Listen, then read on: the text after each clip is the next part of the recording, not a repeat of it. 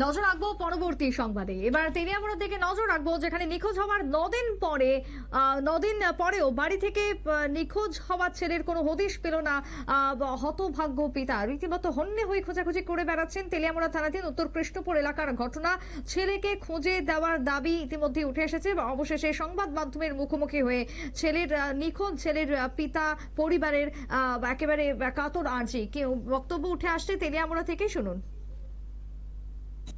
saya bikin lagi aja pada rumah aku jasa bari jaga lo আমার সময় বাদ খাইছে এই যে হন বাড়ি চাই না তারপরে আমরা অনেক খুঁজলাম পূজা টুজা কোনো পাইলাম না তারপরে পরে অনেক মানুষের জিগাইলাম সেটা দেখতো নি না কেউ তো বললো আর পরে দেখছি তারপরে আইলাম তা না আয়া জিগাইলাম অনেক মনে মনে গেলেন তো কোনো খবর পাইতেছি না অনেক কি যাবো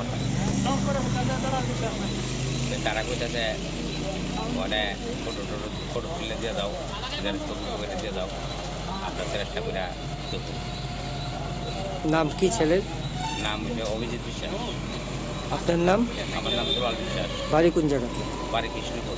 আপনার কি মনে হইতেছে? কি আমার যে মনে হইতেছে অন্য কোনো ওই জায়গা কিন্তু অন্য কোনো দুর্ঘটনা নেই ওই জায়গায় কিন্তু সন্দেহ হইতেছে।